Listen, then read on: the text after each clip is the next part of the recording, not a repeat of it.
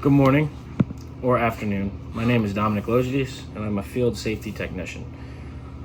Today I'm going to be presenting my PowerPoint on the dose-response relationship of benzene exposure. This PowerPoint presentation is especially relevant for those working in fields where benzene exposure is possible, such as oil and gas, chemical manufacturing, or even transportation industries. My goal is to help you better understand how exposure to benzene can affect the body and why it's essential to know the limits set by regulatory organizations. Here's a look of what we'll be covering today. First, I'll define the dose-response relationship. Then I'll be introducing benzene, what it is, how we're exposed to it, and what makes it so dangerous. We'll look at the known health effects, both short-term and long-term. I'll also cover different organizations like OSHA, NIOSH, ACGIH, set exposure limits, and how these limits compare. Finally, I'll explain how these concepts connect through the dose-response model for benzene exposure, and wrap it up with a conclusion.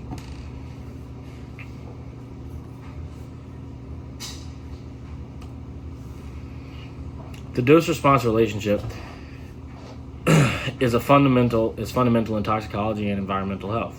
It describes how the severity of or type of effect changes depending on the dose of a chemical.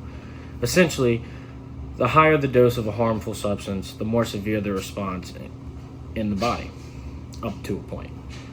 This concept is typically visualized with the curve plotting dose on the x-axis and response on the y-axis. Understanding this relationship helps regulatory bodies determine what's considered a safe level of exposure to harmful substances like benzene. Benzene is an organic chemical compound with the formula C6H6. It's colorless, highly flammable, and a sweet odor. Despite its widespread industrial use, benzene is classified as a human carcinogen. You'll find it in gasoline and processes that produce plastics, resins, synthetic fibers, rubber, lubricants, dyes, detergents, and pesticides. Because it's so common, understanding the risks is very crucial.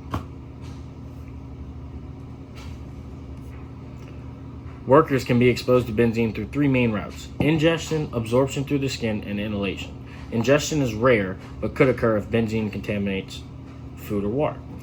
So basically, like when you, I don't know, let's say like your hands just touch gasoline or something with benzene in it, and you pick up a piece of your food. Now your food's contaminated and you put it in your mouth, and therefore that's ingestion. You're ingesting benzene, which is not good. Skin absorption happens when liquid benzene comes in contact with the skin, especially with like cuts or like prolonged exposures. But inhalation is the most common and dangerous route. Benzene vapors are easily inhaled in work environments where the chemical is used or produced. Now, let's take a look at the health effects. The health effects depend on whether exposure is acute or chronic. Acute exposure means short-term and typically high-level contact, while chronic exposure refers to long-term repeated contact, even at lower levels. Both can have serious effects, but the risks vary significantly. Which brings me to the next slide. Acute exposure to benzene, especially through inhalation, can cause a range of neurological effects like confusion, drowsiness, headaches, and even sometimes unconsciousness. Dermal contact may lead to skin irritation such as rashes or itching. High dose acute exposure can be fatal, especially in enclosed or poorly ventilated spaces where vapors would build up quickly. On the other hand, they have this other one called chronic. Chronic exposure is even more concerning benzene because it damages the bone marrow. It reduces red and white blood cell production, and this leads to anemia and weakens the immune system. Long-term exposure is also strongly linked to blood cancers like leukemia and non-Hodgkin's lymphoma.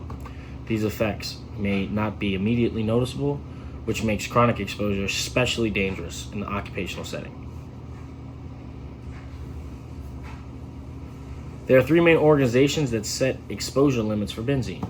These are NIOSH, OSHA, and ACGIH. NIOSH provides recommendations based on scientific research. OSHA sets the legal enforceable limits, and ACGIH publishes guidelines based on scientific studies, but they're not enforceable by law. So the only one that can truly enforce it by law would be OSHA. But OSHA uses both organizations in order to give the best possible limits. Each of these groups plays a key role in worker safe, although their exposure limits can differ based on their missions and methods. Now, let's look at how long-term exposure limits compare. NIOSH recommends a time-weighted average of 0.1 parts per million, or ppm. ACGIH allows 0.5 parts per million, while OSHA permits 1 part per million.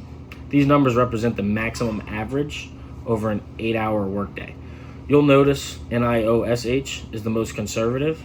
This is because their focus is purely on health, like health outcomes, not on enforcement or feasibility.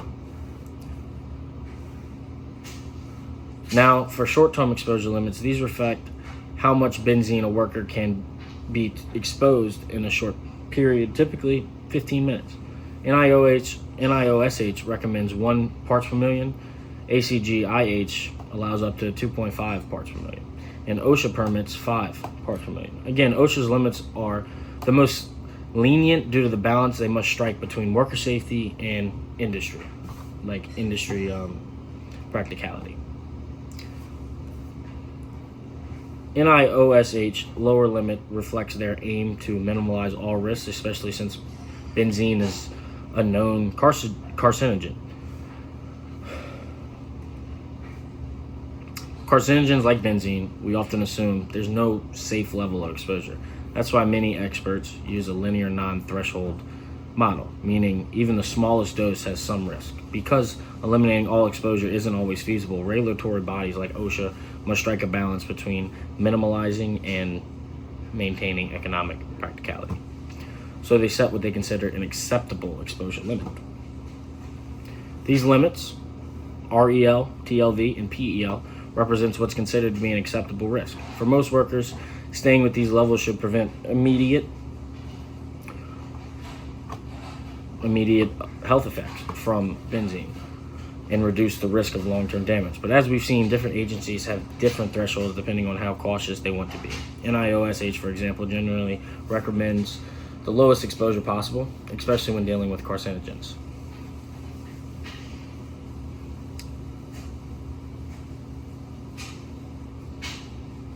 In conclusion, understanding the dose-response relationship is vital for protecting workers from harmful chemicals like benzene. This understanding helps agencies set exposure limits while serve a critical line on defense both against acute and chronic health. Because benzene poses serious risks, including cancer, it's important for employers to follow these limits closely and for workers to understand them. Continuous monitoring and updated research are essential to keep these standards effective and protective. Thank you for your attention. I hope this presentation gave you a better understanding of benzene exposure and the importance of dose-response relationships. If you have any questions, I'd be happy to answer them. Thank you.